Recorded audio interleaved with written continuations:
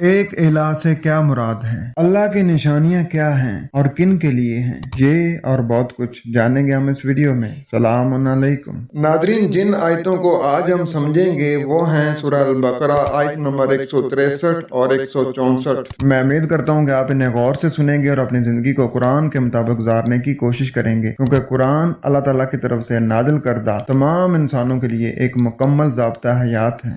ناظرین، اس وقت مسلمان ہی وہ خوش قسمت لوگ ہیں جن کے پاس اللہ کا کلام بالکل محفوظ، تمام تعریفات سے پاک، ٹھیک انہیں الفاظ میں موجود ہے جن الفاظ میں وہ اللہ کے رسول برحق پر اترا تھا۔ اور دنیا میں اس وقت مسلمان ہی وہ بدقسمت لوگ ہیں جو اپنے پاس اللہ کا کلام رکھتے ہیں اور پھر بھی اس کی برکتوں اور بے حد و حساب نعمتوں سے محروم ہیں۔ قرآن ان کے پاس اس لیے بھیجا گیا تھا کہ اس کو پڑھیں، سمجھیں، اس کے مطابق عمل کریں اور اس کو لے کر اللہ کی زمین پر اللہ کے قانون کی حکومت قائم کریں۔ وہ ان کو عزت اور طاقت بخشنے آیا تھا، وہ انہیں زمین پر اللہ کا اصلی خلیفہ بنانے آیا تھا۔ اور تاریخ گواہ ہے کہ جب انہوں نے اس کی ہدایت کے مطابق عمل کیا تو اس نے ان کو دنیا کا امام اور پیشوا بنا کر بھی دکھا دیا، مگر اب ان کے ہاں اس کا مصرف اس کے سوا کچھ نہیں رہا کہ گھر میں اس کو رکھ کر جن بھوت بگانے،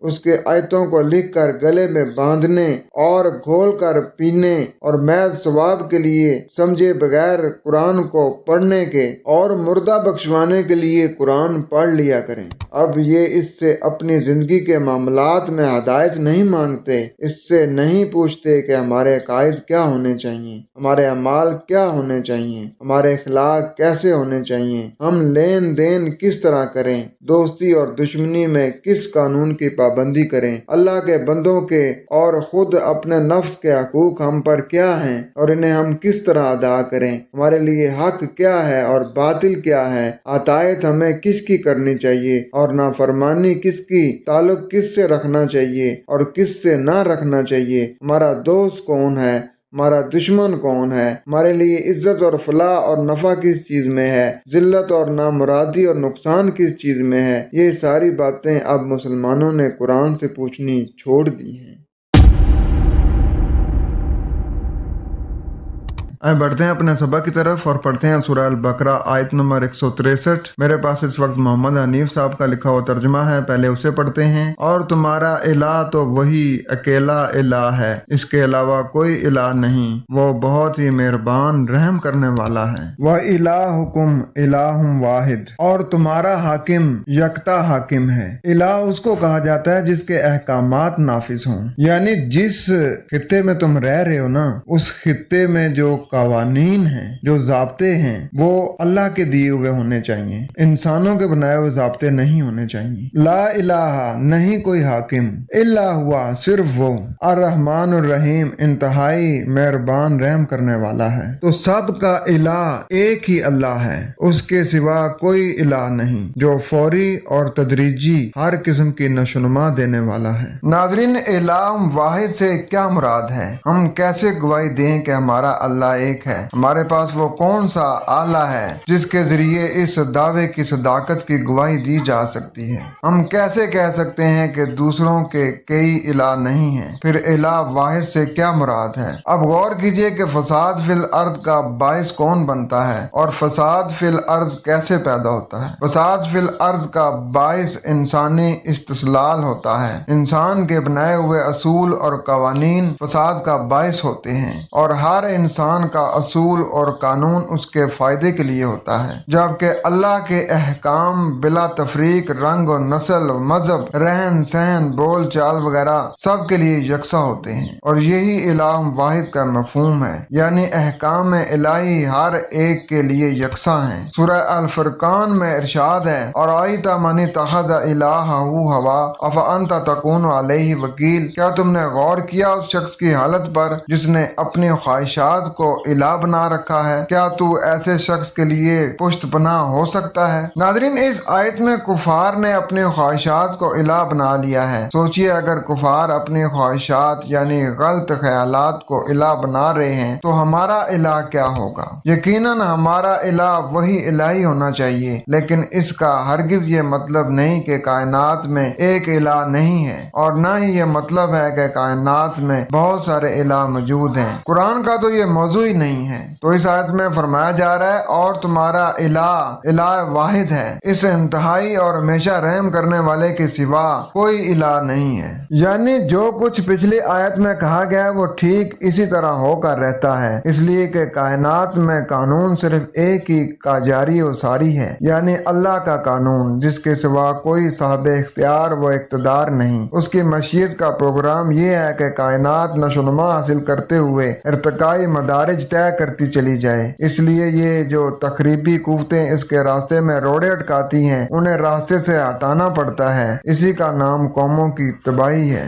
اور آگے آیت نمبر 164، آسمانوں اور زمین کی پیدائش اور رات و دن کی تبدیلی میں اور کشتیوں میں جو سمندر میں انسانوں کے فائدے کی چیزیں لے کر چلتی ہیں، اور اس پانی میں جو اللہ تعالیٰ نے آسمان سے برسایا، پھر اس سے زمین کو مردہ ہو جانے کے بعد زندگی عطا کی، اور اس میں ہر قسم کے جاندار پھیلا دیے، اور ہواؤں کی گردش میں اور بادلوں میں جن کو آسمان اور زمین کے درمیان مسخر کر دیا ہے، یقیناً عقل والوں کے لیے نشانیاں ہیں۔ آج دیکھتے ہیں کہ یہاں بات کیا ہو رہی ہے۔ ان فی خلق السماوات والارض، بے شک خاص بلندی اور خاص پستی کے وجود میں، اس کو سامنے لانے میں، اس کو وجود دینے میں، اس کو پیدا کرنے میں، واختلاف اللیل والنہار، اور رات اور دن کے اختلاف یعنی تاریکی اور روشنی کے اختلاف میں، والفلک، اور وہ تیرنا، فلک کہتے ہیں تیرنے کو۔ اب کیونکہ فرما برداری میں تیرنے کی بات ہو رہی ہے کہ وہ روشنی میں رہیں، تاریکی میں نہ جائیں، بلندی میں رہیں، پستی میں نہ جائیں، تو وہ تیرنا اللہ تی،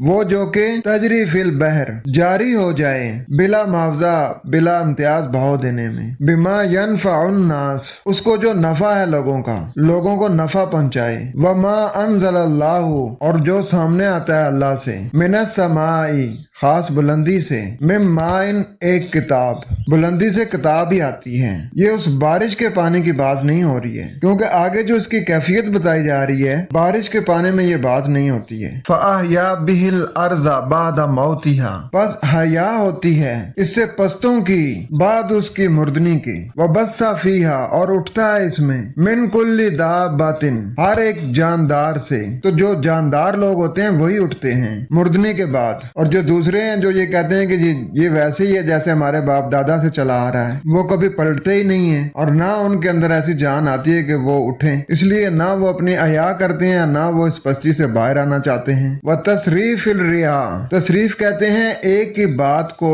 پلٹ پلٹ کر بار بار بیان کرنے کو، مروہ تو کہتے ہیں کہ مسلسل چلنے کو، اور تصریف کہتے ہیں کہ ایک ہی بات کو مختلف انداز میں بتانا اور سمجھانا۔ اور جو الرِّيَاحِ ہے اس کا مادہ ہے روح، اور روح کہتے ہیں حکم کو، تو پھیر پھیر کر دیتا ہے اللہ اپنا حکم۔ والسحاب، سحاب کہا جاتا ہے بھرے ہوئے سیاہ بادل کو جس سے پانی برستا ہے، تو وہ ایسا جو بوجھ لے کر چلنے والا ہے۔ المسخری بین السماء والارض، اور وہ مسخر کر دیتا ہے بلندی اور پستی کے درمیان، یعنی جب آپ اس طرح بوجھ اٹھا لیتے ہیں کہ جس طرح وہ واقعی برسے، یعنی لوگوں کو فائدہ دینے والا ہو، تو اس طرح وہ پستی اور بلندی کے درمیان تسخیر کر لیتا ہے، یعنی پستی میں ہے تو بلندی کی طرف آ جائیں گے، اور اگر بلندی میں ہے تو اس پر برقرار رہیں گے، کم سے کم پستی میں نہیں جائیں گے۔ اس لیے اللہ فرما رہا ہے کہ اللہ آیات لقوم یعقلون، ضرور نشانی ہے عقل رکھنے والی قوم کے لیے، یعنی جو عقل رکھتے ہیں وہ بلندی سے پستی کی طرف نہیں جائیں گے، وہ پستی سے بلندی کی طرف تو جا سکتے ہیں لیکن بلندی سے کبھی پستی کی طرف نہیں جائیں گے۔ جو عقل رکھتے ہیں، جو احکامات کو سمجھتے ہیں، جو بات اللہ پھیر پھیر کے بتا رہا ہے مختلف انداز میں، اس کو سمجھ رہے ہوتے ہیں اور وہ اس کا بوجھ بھی اٹھاتے ہیں۔ یقیناً آسمانوں اور زمین